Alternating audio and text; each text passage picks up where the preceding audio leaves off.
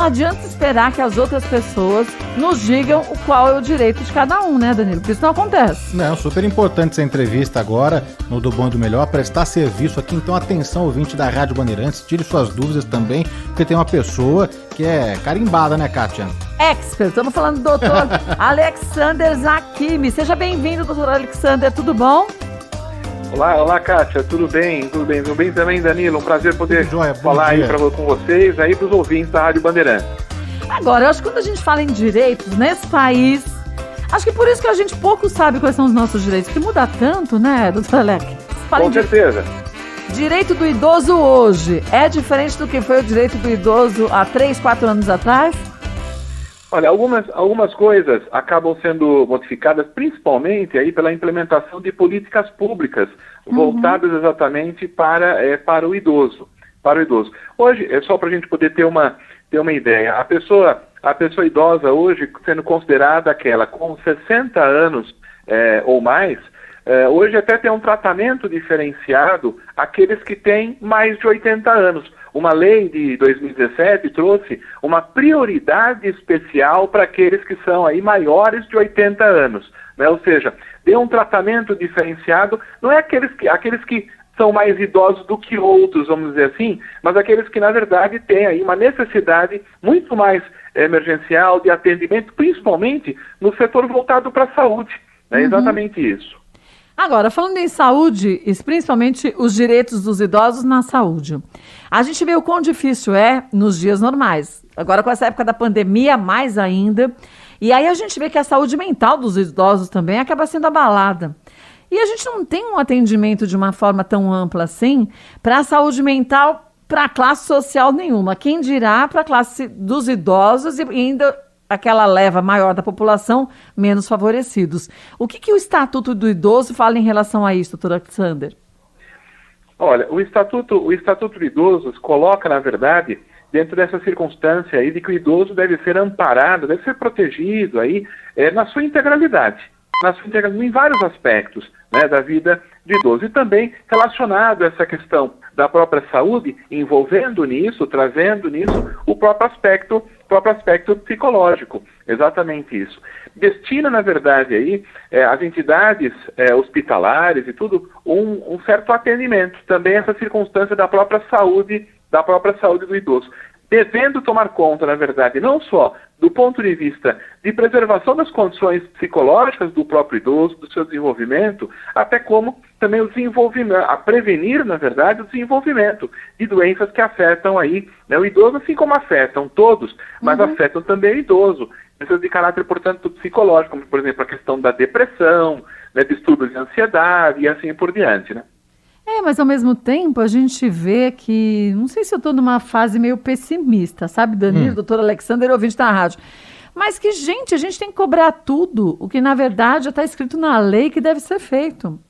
Né? Não era para se esperar que as coisas fossem melhorando, principalmente como a gente está hoje, nesse meio dessa pandemia, e muitos idosos, a gente viu o que o governo do estado de São Paulo fez também, quer dizer, acabou com aquele direito que o idoso tinha de poder pegar o seu ônibus e tudo mais com a carteirinha e não pagar passagem. Então, é complexo, porque a gente está falando de uma população que muitas vezes já ganha uma mixaria de aposentadoria. Esse dinheiro que fosse da condução até para ir no médico já faria diferença, e agora sem isso também fica mais complicado ainda, né, doutor Alexander? Não, eu acho com certeza, você tem toda a razão. Os nossos ouvintes que estão assistindo, que são ouvintes aí da Rádio Bandeirantes, muitos aí idosos até, sabem quão difícil é, às vezes, né, poder custear uma passagem no transporte, enfim, assim por diante. E agora, Prefeitura de São Paulo, recentemente, né, acabou tirando aí este benefício. E houve uma grande discussão em razão disso. Por quê? Deixa eu só pontuar até para os nossos ouvintes também poderem entender, né? Na verdade, o Estatuto do Idoso coloca como uma obrigação de conceder gratuidade aos idosos com 65 anos ou mais. E colocou o próprio Estatuto do Idoso, acabou colocando também a possibilidade de 60 a 65, colocar o quê? De acordo com as políticas públicas, também implementarem gratuidade. tanto o governo do estado, através do metrô, como também a prefeitura, estou citando aqui São Paulo, por conta dos ônibus, implementaram isso já há décadas. Esta é a circunstância, portanto, de gratuidade, dos 60 anos para mais. E, infelizmente, acabaram entendendo, acabaram por retirar aí esta gratuidade. Não é uma obrigação da lei. A lei incentiva, na verdade, que existam políticas públicas a também conceder gratuidade para este público, de 60 anos a 65. E obriga, aí não tem jeito, obriga a gratuidade dos 65 anos em diante. Mas obriga, mas agora os idosos não têm direito? E aí, é uma sinuca de bico, né? Para que ter uma lei que não é seguida? Na verdade, sim. Dos 65 anos para mais, enfim, isso tem gratuidade, é garantido, ok. Agora, o que a Prefeitura de São Paulo e o Governo do Estado acabaram retirando é a gratuidade que antes tinha de 60 até 65, né? Esta gratuidade que foi retirada. É uma pena, na verdade, né?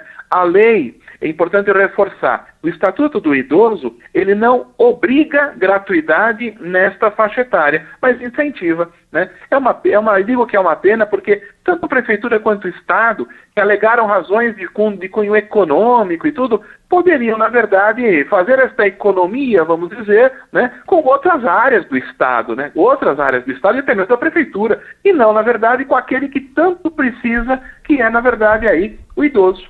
Desculpa, só para ficar claro então para o nosso ouvinte, antes podiam usar o transporte público sem custo, não é? Sim. De forma gratuita, pessoas, idosos a partir de 60 anos. Correto, o Estatuto do Idoso aponta a partir dos 65 ou mais. O que fez a Prefeitura foi então tirar a gratuidade para aquela faixa dos 65, mas permanecendo então, cumprindo o Estatuto do Idoso, não, doutor? Não, sim, estão cumprindo o Estatuto do Idoso. Sim, mas tinha orientação para fazer a partir dos 60 anos, não era isso?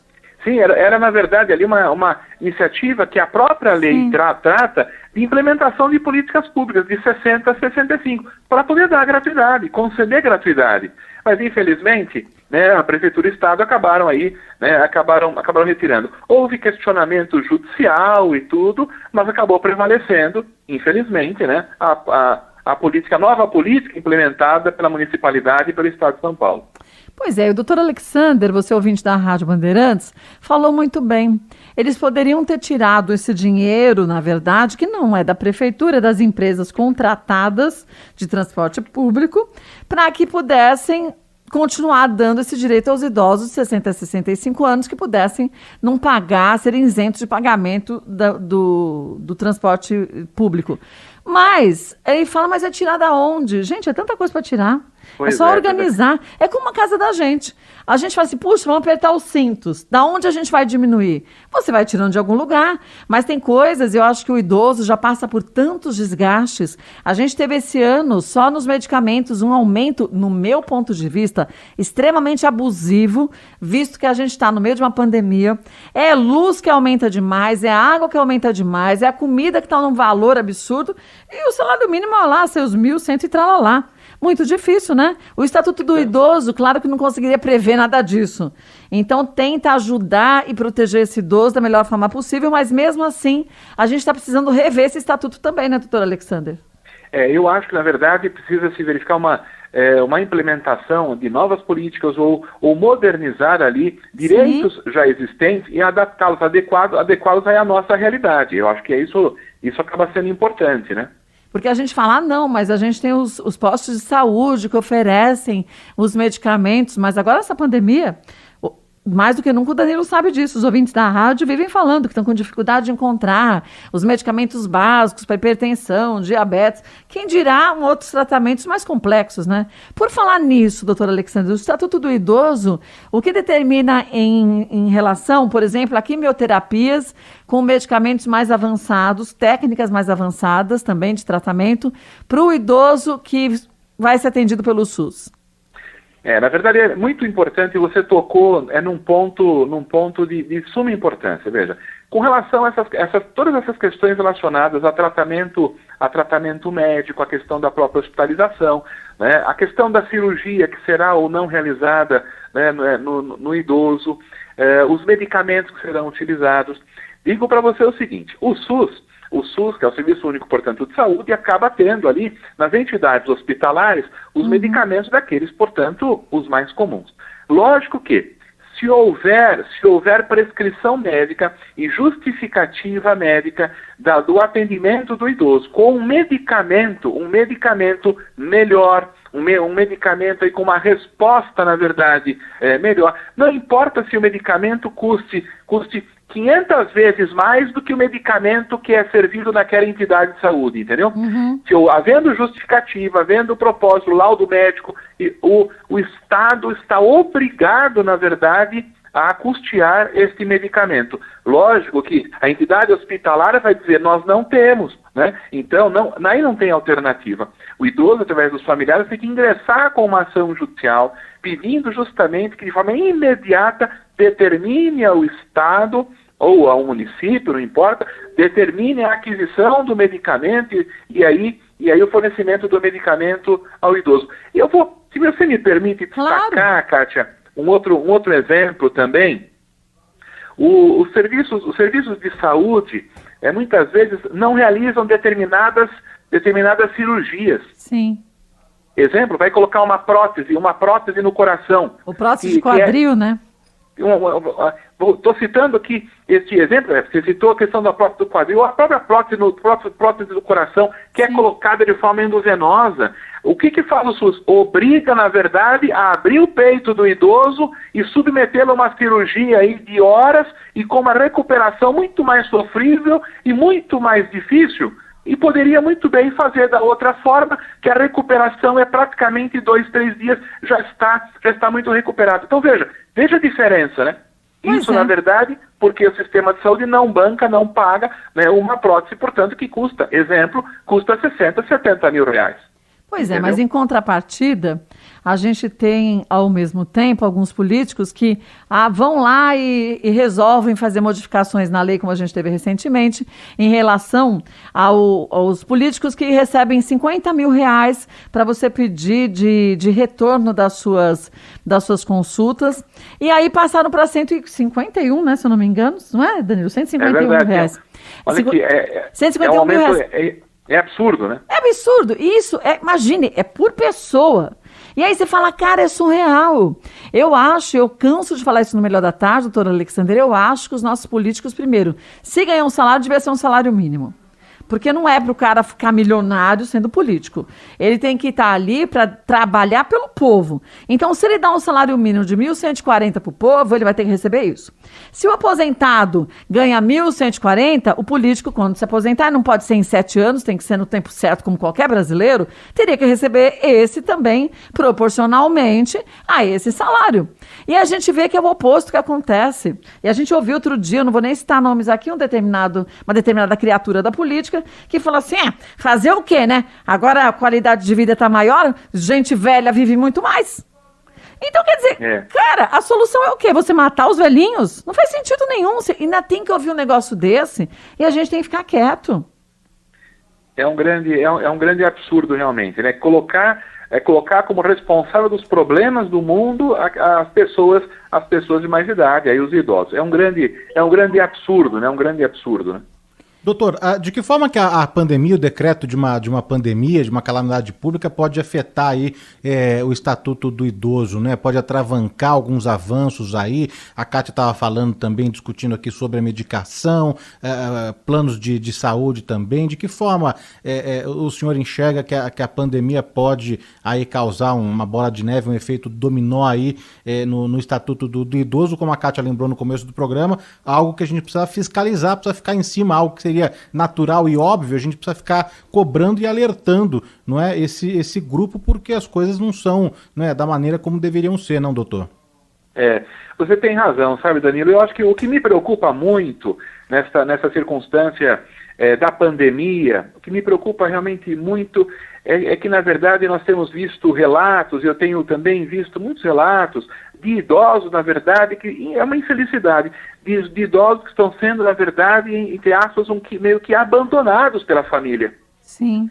Esta circunstância, veja, que nos impõe a própria pandemia, a questão do próprio distanciamento social, os cuidados e tudo, lógico, nada disso tem que ser visto, tem que ser visto dessa, tem que ser visto, na verdade, de forma incisiva, eu sei, mas tem que respeitar, na verdade, a condição do idoso, né? Não é pura e simplesmente isolar o idoso na casa e não ir visitá-lo, não ir vê-lo, não ver como está, não ter uma convivência como tinha antes.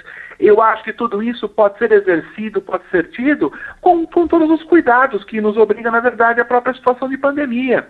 Mas aí o que isso acarreta? Acarreta, na verdade, o alto índice aí, o alto de depressão nos idosos, alto índice, portanto, da mortalidade de idosos por outras ocorrências, porque muitas vezes o idoso passava com regularidade, né, no cardiologista, no neuro, as famílias não estão levando, com a circunstância, portanto, de um possível contágio. É muito preocupante esta situação. Eu compreendo a circunstância de cuidados por conta da pandemia, mas também desassistir um outro lado que também é necessário, também é importante, isso não pode haver. Agora, segundo o Estatuto do Idoso também, a gente não pode esquecer que muito se fala de pensão alimentícia de pais para filhos. Mas quando os idosos acabam não tendo condições financeiras de se sustentar, então os parentes também vão ser chamados e orientados a custear esse momento de vida desse idoso, né? Quer dizer, com uma pensão alimentícia, né? Idosos aí, vamos pegar, considerados como idosos pela lei, ou seja, a partir dos 60 anos, tem direito, na verdade, portanto, esses idosos a serem sustentados. No caso aí, não terem condições de prover o próprio sustento. Sustentados por quem? Sustentados pelos filhos, óbvio, né? Então, isso é importante. O idoso pode requerer judicialmente a questão dos alimentos exatamente para eles. Esse é um direito. Quem vai pagar isso? São os filhos. Exatamente isso. Agora, caso os filhos não tenham condições financeiras de pagar o benefício, o idoso pode pleitear o benefício através do INSS ou não? Pode. Aí ele pode pleitear, na verdade, o benefício de um salário mínimo, aí junto ao INSS, que é conhecido pela população como LOAS, ele pode fazer esse pleito junto ao INSS. É uma possibilidade garantida também por lei, e tudo o Estatuto do Idoso, né, prevê aí esta situação. Agora, a gente veio e você falou que a pandemia acabou fazendo com que muitas pessoas literalmente abandonam os seus idosos. Não quer dizer que a pessoa não dê atenção suficiente, mas fica largado mesmo. Não vai saber se está bem, se não está bem. De que forma esse idoso também pode fazer valer os seus direitos? Porque não é só outra pessoa que tem que falar para ele, vai lá e vai atrás dos seus direitos. Eu acho que, independente da idade que você tem que ir atrás de valer o que você tem ali de segurança. E o Estatuto do Idoso traz isso. Como esse idoso deve se portar avisando a quem que está passando por um sofrimento desse? Veja, é assim, o idoso tem um caminho, que é um caminho judicial, exatamente, para requerer judicialmente aqueles que são obrigados a lhe sustentar, a cuidar dele, assim por diante, e fazê-los, que são, na verdade, os filhos. Essa é uma primeira situação. Segunda situação, o idoso pode, na verdade, pedir um auxílio, à própria entidade municipal, né? Todo município tem lá uma Secretaria de Assistência Social, que toma conta, dentre os diversos públicos, toma conta também dos idosos. É uma possibilidade, né? Pedir, na verdade, um auxílio, uma ajuda, né, à própria Secretaria de Assistência Social do seu município. Essa é uma possibilidade, uma ideia também que pode ser exercida para o próprio idoso. E olha, Kátia, informar e dizer para os nossos ouvintes e tudo, a pessoa que abandona o idoso, a pessoa que acaba, em razão do abandono, sujeitando ao idoso, na verdade, a circunstâncias ruins da vida, por conta da própria solidão, por conta do abandono, da ampliação e do aumento dos riscos que tem e tudo, a pessoa pode até estar cometendo um crime. Pode haver também uma denúncia, Uma denúncia do idoso, a delegacia, ligar lá, 190, fazer uma denúncia. Olha, eu estou aqui há tanto tempo assim, nessas condições. Automaticamente vai uma viatura da polícia até a casa do idoso, vai, na verdade, chamar um parente, vai convocar um parente do idoso para que compareça imediatamente até lá. Pode ser lavrado um boletim de ocorrência em razão dessa circunstância de abandono, né? Tudo isso pode acontecer. E eu digo para você, essas coisas funcionam, viu? Essas coisas funcionam. Nós não podemos perder de vista, Kátia, Danilo e os ouvintes, que nós temos hoje, no nosso país, nós temos hoje mais de 30 milhões de idosos, né? São mais de 30 milhões. Uma projeção para o mundo no ano de 2050, uma projeção que a gente verifica, no mundo, em 2050, mais de 1 bilhão e 900 milhões de idosos. Então, eu vou estar nessa fase.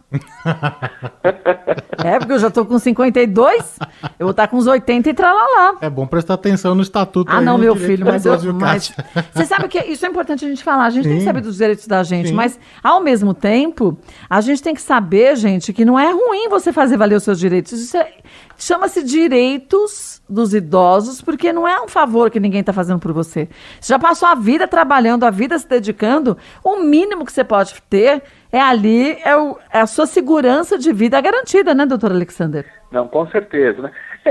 Veja, é a garantia, portanto, de uma vida digna. Sim. Né? É exatamente isso. As mínimas condições, na verdade, para a pessoa poder viver e poder viver bem. Exatamente isso. Não se trata aqui nós não estamos falando aqui de luxo, nem não.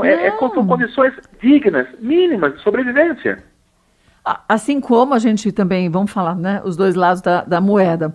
Em relação aos direitos dos idosos, em educação e cultura, também foi se pensado. Eu acho que o Estatuto ele tem que ser readequado, mas na época que ele foi feito, há uns anos atrás, a gente tinha ali o idoso que tem direito a 50% de desconto nos ingressos para eventos artísticos, culturais, esportivos e lazer, sabendo da necessidade também desse idoso de sair de dentro de casa, né, doutor Alexander? De poder conviver com outras pessoas e ter uma saúde mental adequada, né? Sim, essa circunstância serve, na verdade, né, como um incentivo. Sim. A ideia é essa, na verdade, é um incentivo. Esses descontos que são dados, na verdade, servem como incentivo à participação do idoso na própria sociedade como um todo. E aí também, lógico, né, dar a ele condições de acesso, de acessibilidade, em razão de um valor, portanto, com desconto. Essa é a situação, né? Ou até mesmo, viu, Kátia, importante ressaltar que as secretarias, eu estou falando num nível, na verdade, municipal, as próprias secretarias municipais acabam dispondo vários projetos, né, voltados para o idoso. Então, questões voltadas à própria cultura, à gratuidade em espetáculos, apresentações, shows, né, gratuidade para o idoso, e um incentivo aí para que o idoso possa exercer esse direito dele, dessa participação. Doutor, antes de mais algumas perguntas aqui dos ouvintes, de abordar alguns tópicos do direito, do estatuto do idoso, só queria aqui um balanço, uma opinião do senhor com relação ao estatuto em si, né? Porque a gente sabe que o direito do consumidor no Brasil é um dos mais completos, um dos mais rigorosos. A gente pode discutir aqui a questão da prática, né? Como que funciona, se faz valer mesmo o direito do consumidor. Traçando um paralelo aqui para o direito, para o estatuto do idoso, né? Qual que é a sua avaliação com relação a esse material, não é? A gente pode até também abordar na prática se funciona direitinho e até colocar também aqui uma comparação, um ranking comparativo aí com outros países. Qual que é a análise do senhor, doutor? Olha, primeiro, no aspecto relacionado às questões do direito do consumidor, nós temos no nosso país, Brasil, portanto, né, o Código de Defesa do Consumidor, que, na verdade, é uma das leis, portanto, mais avançadas do mundo em se tratando de relações de consumo, né? Eu posso dizer para você, para a Kátia, para os nossos ouvintes, em relação a direitos voltados ao consumidor, no nosso país nós não ficamos devendo para nenhuma outra legislação do mundo. Exatamente isso. Até porque o nosso Código do Consumidor, que é de 1990, quando surgiu o Código do Consumidor, ele foi inspirado naquele momento e, na verdade, naquilo que existia de melhor no mundo em se tratando de relações de consumo. E aí, algo interessante é que essas relações elas vão sendo aperfeiçoadas e as empresas acabam, na verdade, valorizando, voltando para a questão do idoso, acabam valorizando aí a questão do idoso nessas relações de consumo, concedendo, na verdade, determinados direitos, facilidades de acesso. Então, eu acho que isso acaba sendo bem interessante, acaba sendo muito bom, né? Mas direitos básicos aí do consumidor valem, na verdade, universalmente para todos, não só para os idosos, mas vale, na verdade, para todos. Mas quando a gente fala em direitos do consumidor e para os idosos, a gente vê que muitas vezes os idosos não são muito respeitados, né, por alguns estabelecimentos. Então, e ele ali que já se sente fragilizado, porque eu acho que nos dias de hoje a gente fala de um idoso de 60, 65 anos, diferente do que era um idoso de 60, 65 anos há uns 30 anos atrás. Sim, né? Lógico. Então mudou bastante. Mas, ao mesmo tempo, as pessoas ficam constrangidas de falar, puxa, eu vou ter que ficar exigindo uma coisa que seria óbvia, é o meu direito. Se eu tivesse talvez 50, ninguém falaria isso. Eu acho que a família também tem que incentivar esse idoso a sempre alertar a própria família do que está passando, não se envergonhar com isso, porque se cada vez que a gente se cala, a situação se trava, né, doutor? Não, isso sem dúvida. Só para você ter uma ideia, outro dia eu estive num estabelecimento que, por uma circunstância logística de disposição lá das estantes, das gôndolas, eles simplesmente tinham subtraído a fila dos idosos. Ah, do só estabelecimento. isso? Só isso tiraram, né? É um absurdo. Eu estava no estabelecimento e eu vi, na verdade, idosos na fila que se misturavam, na verdade, às outras pessoas normais, assim, que não tinham a mesma condição. Eu pedi para chamar o gerente. Falei, desculpa, vocês estão desrespeitando, na verdade, está tudo idoso. Olha, idosos na fila, com pessoas muito mais jovens na frente, eles têm prioridade, tem que ter uma fila separada. Ah, mas o senhor viu, a gente modificou aqui, o que você modificou, para mim pouco importa. Claro. O que importa é que o direito não pode ser violado. Então... Aí ele ficou sem graça, chamou os idosos para estar lá na frente. Mas eu vou ser sincero para você, às vezes a gente precisa ser um pouco chato, viu? Eu cheguei pro gerente, quando eu fui sair, falei assim, o senhor vai me desculpar, não é nada, viu? Mas nós vamos combinar uma coisa, eu vou voltar aqui amanhã, e se amanhã a fila do idoso não tiver sido restabelecida, inclusive com indicação de faixas, tudo certinho, né? Com tudo certo, do idoso não tiver, eu vou chamar a polícia. E quem vai responder é o senhor. E olha aqui, tira uma foto comigo agora que eu vou publicar na internet. Falou tudo isso? Não respeita. Na hora, não precisa tirar a foto. Amanhã o senhor pode voltar. E você voltou? Eu estive. E aí? A faixa estava lá. Na hora que me viram, um caixa já sinalizou pro outro, né? O gerente, doutor, tá aí, tá vendo? E já me chamou de doutor, porque na verdade eu tinha me identificado. Né, como cidadão normal, lógico, mas ele percebia que eu era advogado. Precisa criar um disfarce agora para os próximos, viu, doutor? Viu, doutor Alexandre? Agora, imagine se é um idoso que vai lá, chama o mesmo gerente e fala a mesma coisa. Vai falar o quê? Ai, tio, vai para casa, volta amanhã cedo que tá mais vazio. Olha lá, e começam a satirizar. Acho que é por isso que os idosos também, muitas vezes, se sentem constrangidos em falar, né, doutor Alexandre? Eu acho, você tem toda a razão, é uma infelicidade. Muitas vezes acaba havendo um distrato, um desrespeito, que isso é passível de repreensão, e as pessoas têm que divulgar quando isso acontece, tem que colocar nas mídias sociais quando essa situação acontece, para que as pessoas boicotem o estabelecimento e assim por diante. Ou que a própria entidade pública possa, na verdade, dever de ofício, fazer alguma coisa para restabelecer o direito que foi ali violado. Eu acho que isso é importante, viu? Agora, em relação ao IPTU, os idosos têm direito à isenção de pagamento de IPTU ou não? Essa circunstância, o IPTU é próprio, portanto, de legislação municipal. Cada município tem a sua lei, portanto, voltada para essa questão do Imposto Predial e Territorial Urbano, o IPTU para imóveis, portanto, urbanos. Portanto, veja, qual que é a situação? Aquele idoso, portanto, que tiver um único imóvel e morar neste imóvel tem direito, na verdade, à isenção do IPTU. A cidade de São Paulo, vamos dizer aqui, naquela que eu posso mencionar agora para vocês, A cidade de São Paulo já tem, na verdade, uma política pública, né, com relação à questão do IPTU, concede, na verdade, isenções até de acordo com o próprio valor do imóvel, que a gente chama de valor venal, de acordo com o próprio valor do imóvel ou de acordo com a metragem, de acordo com a região onde ele está. Já tem políticas públicas nesse sentido, mas tem mais essa também, no sentido de que aquele idoso, portanto, que for proprietário de um único imóvel na cidade, ele tem direito à isenção do IPTU, se ele morar naquele imóvel que ele é proprietário. Tem direito. É uma política de incentivo, é uma política, na verdade, de proteção, também é uma política de valorização do idoso, que, na verdade, muitas vezes não tem as melhores condições financeiras, não tem. Então, a ideia, na verdade, é abrigar esta população, ou seja, os idosos, de uma forma única na cidade de São Paulo inteira. Vou te dizer que isso já é um bom movimento, né? Porque a gente sabe quanto que o IPTU na cidade de São Paulo é alto, o quanto que isso vai fazer com que, se o idoso tiver que pagar, ele vai deixar de comprar remédio, né? Deixa de comprar remédio, comida, deixa de fazer tudo, né? Não tem jeito. Pois é. E isso sem falar nos outros problemas que o idoso acaba tendo, de locomoção. A gente não tem a cidade pronta, e não falo nem só São Paulo, falo de uma forma geral. As cidades prontas para os idosos com calçadas bem niveladas, pensando em quem vai estar caminhando por ali com uma certa dificuldade, né? Que é o natural da idade, né, doutor Alexander? Sim.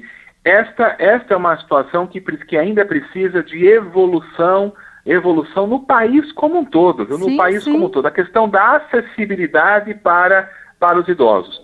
De acessibilidade para os idosos. Você verifica muitos prédios, na verdade, construções antigas, que não têm, na verdade, rampas de acesso, né? Tem vários degraus, portanto, não tem rampas de acesso, tem lugares que não tem nem mesmo elevadores, a verdade é isso, né? Onde, na verdade, deveriam de ter, né? Sim, deveriam ter.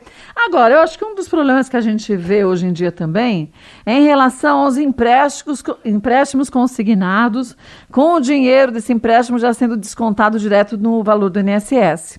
Porque, às vezes, o idoso, ele faz lá suas continhas, vê que ele consegue pegar, tudo bem, no momento difícil, aquele que precisa fazer alguma coisa na casa, alguma coisa do gênero, e ok. Só que, às vezes, alguém da família pede para esse idoso pegar esse empréstimo, descontar da conta dele, vai lá, vovô, pega para mim, que depois eu vou pagando para o senhor. Isso não acontece. Esse idoso, ele pode também entrar com uma ação contra esses familiares que abusam, vamos dizer assim, dessa tal facilidade que se tem para o idoso? Na verdade, o que acontece? Esses empréstimos, chamados empréstimos já consignados, tudo, eles acabam tendo uma taxa de juros menor,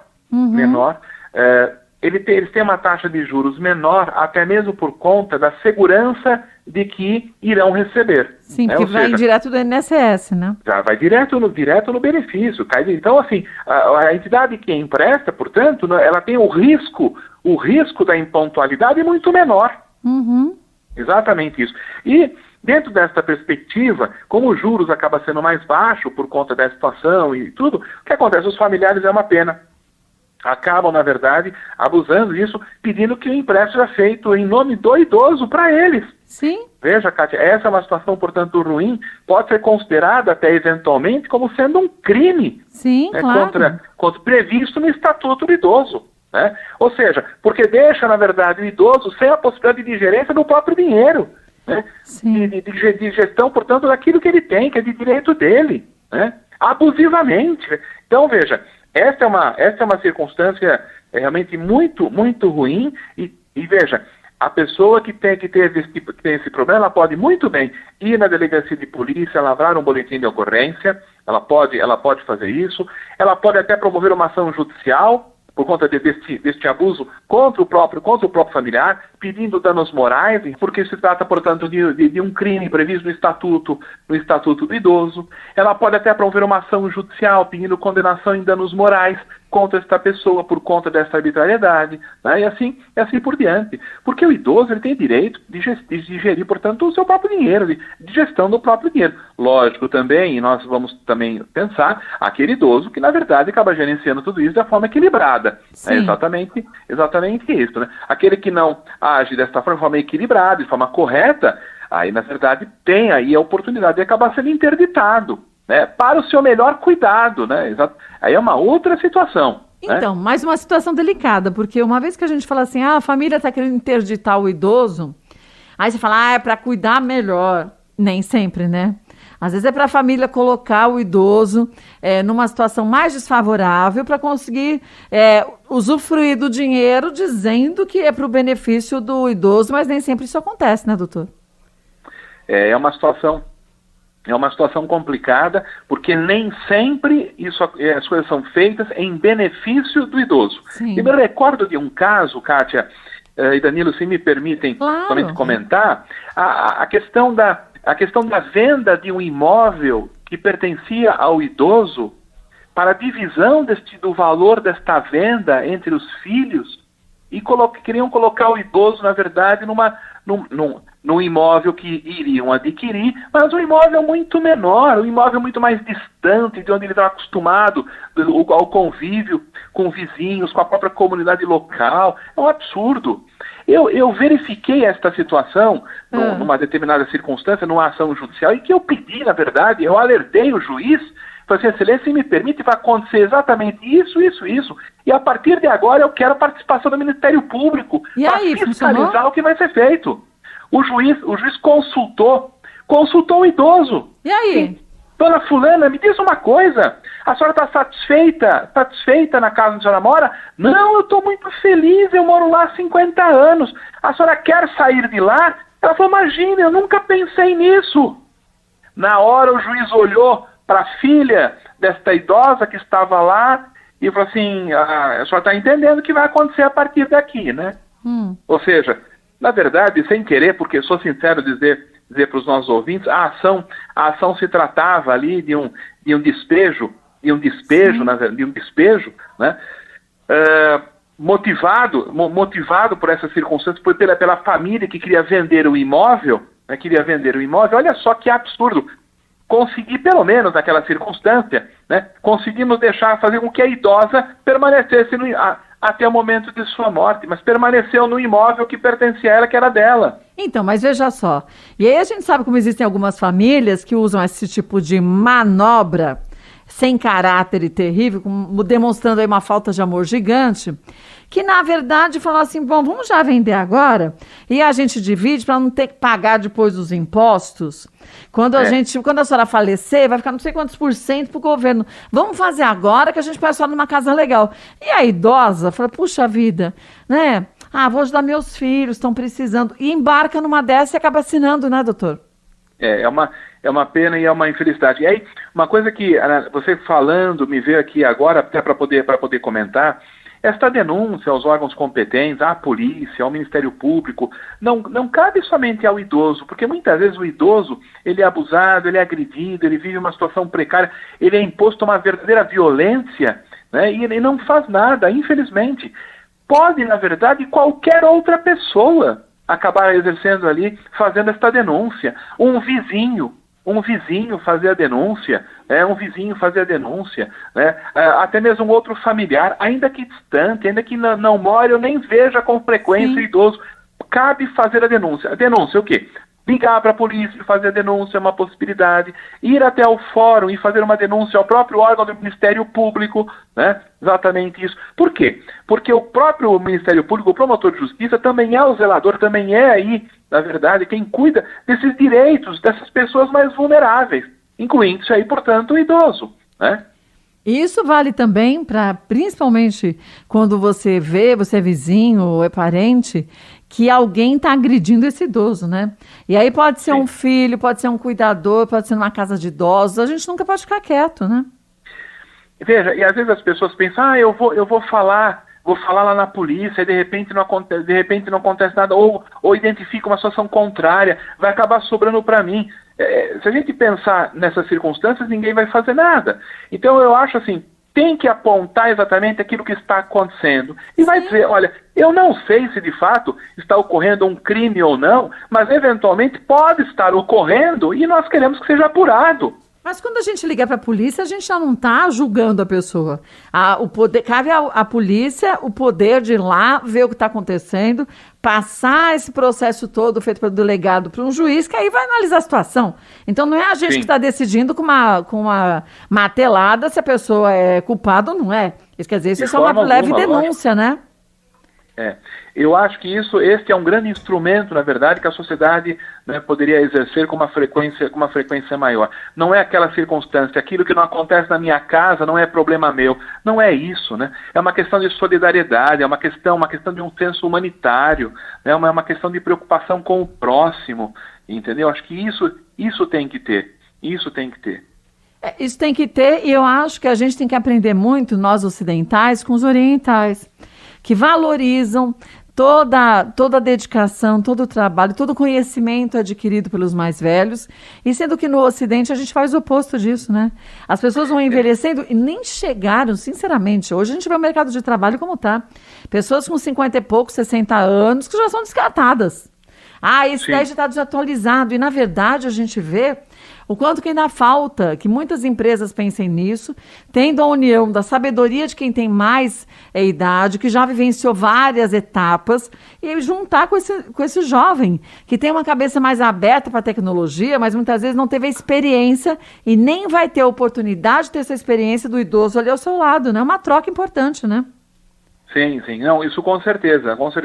E até em termos de políticas públicas, assim, vamos dizer, existe até um incentivo de natureza fiscal a empresas, portanto, que contratam pessoas idosas e tudo, porque é uma forma, na verdade, primeiro de recolocação, portanto, no mercado de trabalho dessas pessoas idosas, exatamente isso, né? Então, existem políticas de incentivo aí, de natureza fiscal, portanto, aquela questão aí, desse acolhimento dos idosos.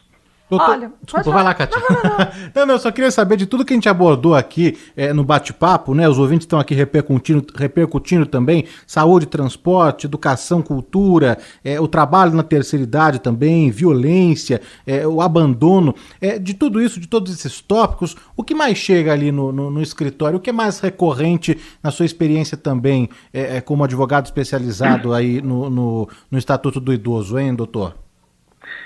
O que chega muito, na verdade, no escritório, primeiro, é uma reclamação com relação à questão dos próprios alimentos, né, que os idosos têm essa necessidade. Ou seja, juntando aquilo que ele recebe, portanto, do benefício lá do INSS, enfim, não conseguem suprir aí os próprios gastos mínimos, né? E muitas vezes precisam ficar implorando ou dependendo da vontade das pessoas em ajudá-los, né? Digo isso, né, com relação aos familiares.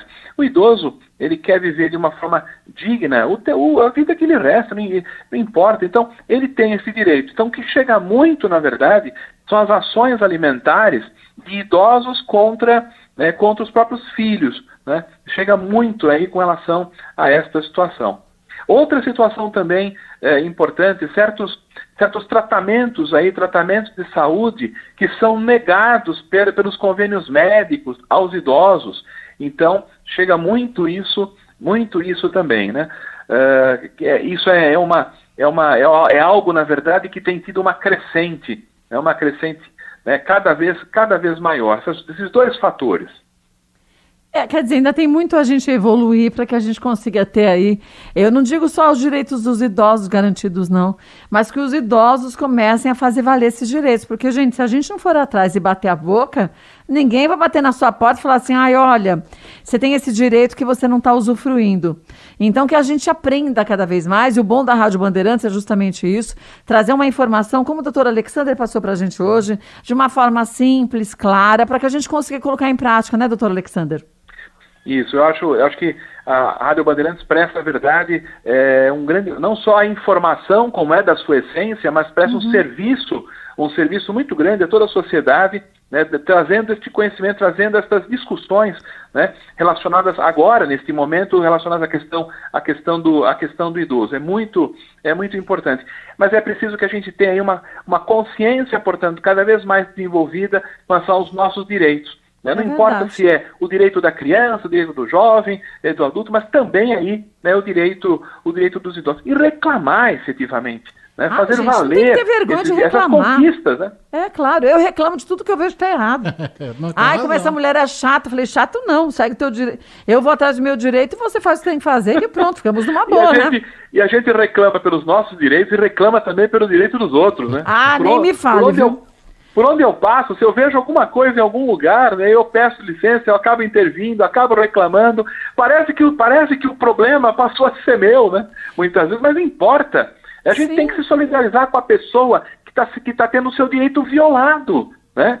E aí eu não suporto isso, né? Então somos dois, viu?